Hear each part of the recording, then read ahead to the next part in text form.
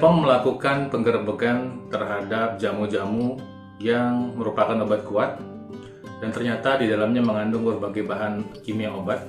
Walaupun jualnya jamu, isinya beberapa diantaranya adalah sildenafil yang adalah bahan baku Viagra, kemudian paracetamol. Ya, jadi obat kuat ini dijual dan bahkan mencantumkan nomor BPOM dengan tidak legal dan dijual kepada masyarakat. Yuk kita simak beritanya.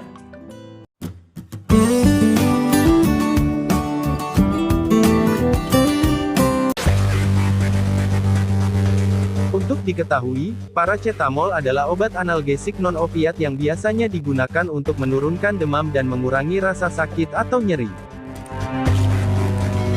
Sedangkan sildenafil adalah obat untuk mengatasi disfungsi ereksi atau impotensi pada pria.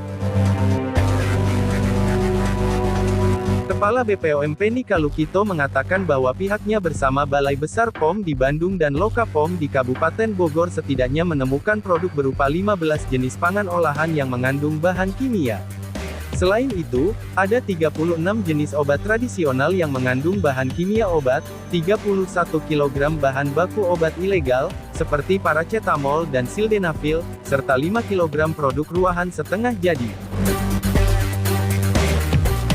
Ada alat produksi sederhana dan tidak memenuhi cara produksi obat yang baik, kemudian ada produk jadinya sendiri, kata Penny dalam konferensi pers virtual, Jumat tanggal 4 Maret tahun 2022, dikutip dari kompas.com. Penny bilang, mereka yang mengonsumsi temuan kopi saset tersebut umumnya ingin meningkatkan stamina, khususnya untuk kalangan pria. Sayangnya, penggunaan bahan kimia pada bahan pangan ini memiliki sejumlah risiko kesehatan yang fatal, termasuk penyakit jantung dan hati. Siapapun yang mengonsumsi ini yang kemudian gangguan-gangguan lainnya bahkan bisa menyebabkan kematian, penyakit kanker juga memungkinkan tentunya, tegas Penny. Produk kopi yang mengandung bahan kimia obat, ya, yaitu sildenafil dan paracetamol, ya, tentunya diketuai oleh masyarakat. Ini adalah bentuk obat yang untuk meningkatkan stamina, mungkin stamina siapapun yang mengkonsumsinya, terutama stamina laki-laki ini, dan obat anti nyeri yang mungkin digunakan bersamaan tentunya akan menunjukkan sesuatu yang meningkatkan energi, ya, daya tahan tubuh dan sebagainya yang dalam waktu singkat, tapi resikonya sangat besar sekali dikaitkan dengan aspek kesehatan. Saya setuju bahwa bahan-bahan ini adalah bahan-bahan yang berbahaya. Kopi dikasih gula, kemudian ditambahkan sildenafil, yang adalah bahan baku Viagra, kemudian ditambahkan paracetamol, dijual dengan cara berbagai macam cara, baik secara bebas maupun secara online, dengan memberikan janji atau harapan agar staminanya kuat, tahan lama, dan keras gitu ya. Kenapa dijual obat kuat? Karena banyak orang yang udah nggak kuat gitu, dalam arti nggak kuat berhubungan badan. Nah, memang dijualnya dalam bentuk kopi supaya seolah-olah sepertinya alami, tapi di dalamnya tidak dicantumkan ada sildenafil, kemudian ada gula, ya, dan kemudian ada paracetamol. Nah, kalau sildenafil jelas tujuannya adalah untuk meningkatkan ereksi. Kopi sendiri bisa membantu meningkatkan ereksi secara alami, ya. Jadi tapi tidak pernah sekeras tidak pernah sekeras atau sekuat efek dari sildenafil. Jadi diharapkan dengan menggunakan atau meminum ramuan dari kopi yang ada sildenafil ini, maka pria akan menjadi keras, ya. Pedangnya, ya, menjadi pedang kayu yang keras, ya, gitu. Nah, kemudian penggunaan paracetamol, aneh kan, paracetamol kan untuk menurunkan panas, tapi maksudnya gini, paracetamol untuk menurunkan panas bukan berarti kalau misalnya Anda minum teh gitu ya, teh panas supaya cepat dingin dikasih paracetamol, gitu, bukan begitu, ya.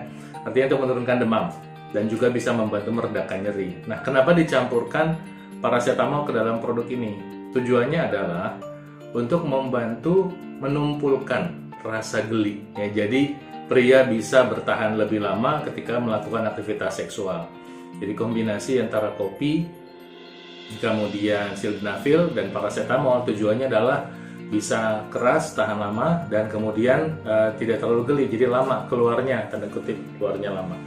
Nah, saya melihatnya dari kacamata yang berbahaya. Mungkin untuk short term atau waktu singkat dia bisa memberikan efek yang diinginkan, tapi long termnya ini bisa mempercepat kematian. Kenapa? Karena ketika kopi dikonsumsi dengan gula, dia malah berisiko meningkatkan tekanan darah, ya, dalam jangka waktu panjang. Kenapa? Karena gula sendiri berperanan untuk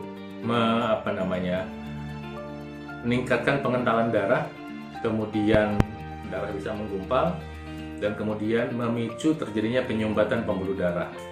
Nah, kemudian bisa menjadi seperti berlawanan, ya, kontrafungsi antara kopi dengan gula dan sildenafil. Sementara kopi dengan gula nanti menyempitkan pembuluh darah, sildenafil membuka pembuluh darah, begitu. Ya, mungkin nanti sildenafilnya supaya bisa mengatasi efek menyempitkan pembuluh darahnya harus dinaikin dosisnya. Nah, kemudian ketika ditambahkan paracetamol, ya, ini menjadi menjadi sesuatu yang tidak bisa diprediksi nantinya. Kenapa? Karena orang yang memproduksi ini kan memproduksi materinya kan diam-diam, ya. Memproduksi materinya diam-diam, tidak mencantumkan isinya bahwa ada sildenafil dan ada paracetamol, dan tidak memberikan gambaran yang jelas bahwa ini ada potensi efek samping. Nah, jadi pertama tadi kopi dengan gula itu bisa meningkatkan hipertensi dalam jangka panjang. Nah, kemudian paracetamol sendiri ketika dikonsumsi tidak sesuai peruntukannya. Paracetamol itu kan tujuannya adalah untuk membantu meredakan nyeri, menurunkan panas, ya. Dan hanya dalam waktu singkat saja, 3-5 hari. Setelah itu Anda harus ke dokter jika sakit berlanjut, ya. Coba kalau Anda lihat di bungkus obatnya, kalau ada paracetamol pasti dibilang tertulis di situ untuk segera kunjungi dokter apabila sakit masih berlanjut. Nah, ketika Anda mengkonsumsi ini menjadi seperti ketergantungan dan terus-menerus mengkonsumsi paracetamol, ada potensi darah tinggi yang menanti di belakangnya. Paracetamol bisa menyebabkan terjadinya darah tinggi kalau dikonsumsi berlebihan. Jadi bayangin tadi, kopi plus gula yang nanti menyebabkan penyumbatan pembuluh darah, dan paracetamol bisa menyebabkan hipertensi jangka panjang. Jangka panjang itu bukan berarti kayak yang panjang banget, ya. Beberapa tahun itu juga jangka panjang maksudnya. Tapi kan ketika itu terjadi, masa sih Anda mau meresikokan kesehatan Anda, nyawa Anda, untuk kenikmatan sesaat, untuk bahan-bahan yang jelas-jelas bisa berbahaya. Dan banyak orang yang tidak tahu hal ini. Seolah-olah ketika ditempelkan nomor register Badan POM, itu sudah terdaftar dengan resmi. Nah, inilah nakalnya sebagian orang di Indonesia yang berbisnis hanya untuk kepentingan semata. Sementara Badan POM itu memang walaupun tidak sempurna, tapi sudah berusaha semaksimal mungkin untuk menetapkan apa-apa yang aman yang bisa masuk ke masyarakat, ya. Tugas Badan POM memang berat, ya.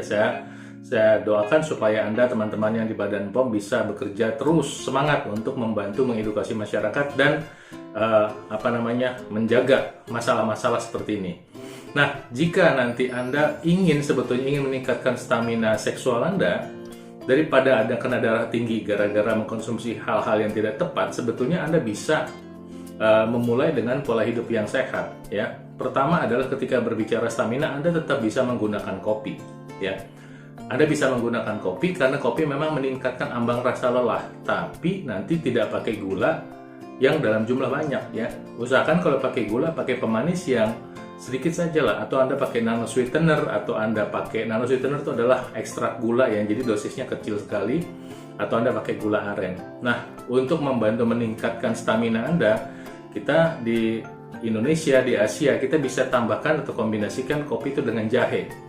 Nanti jahe ada beberapa macam, jahe kuning, jahe merah, jahe hitam.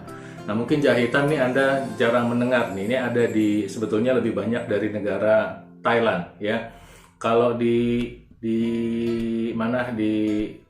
Korea mungkin sangat terkenal dengan ginseng, tapi kalau di Thailand sangat terkenal dengan jahe hitam.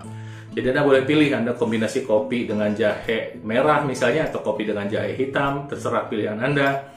Kemudian Anda tambahkan pemanis, ya Anda bisa pakai nano sweetener atau Anda bisa pakai gula aren, sehingga membantu untuk stamina seks Anda secara alami. Dengan catatan ini adalah alat bantu, bukan obat ajaib. Ya, jadi kopi dengan jahe ini bukan obat ajaib. Anda harus mendapatkan atau memiliki fungsi tubuh yang sehat betul. Jalan kaki 6 hari seminggu adalah suatu kebutuhan standar tubuh Anda agar pembuluh darah Anda bisa berfungsi normal. Makan buah 3 kali sehari adalah kebutuhan tubuh Anda agar tubuh Anda berfungsi dengan normal.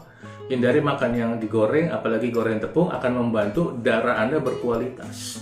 Ketika Anda punya tubuh yang berkualitas, darah Anda berkualitas, pembuluh darah Anda berkualitas karena pola hidup sehat Anda, ketika nanti Anda menggunakan kopi jahe, baik kopi jahe secara tradisional, kopi jahe kuning atau jahe merah dengan gula merah, atau Anda menggunakan minuman instan seperti kopi dengan jahe hitam dengan pemanis nano sweetener, silakan Anda pilih itu.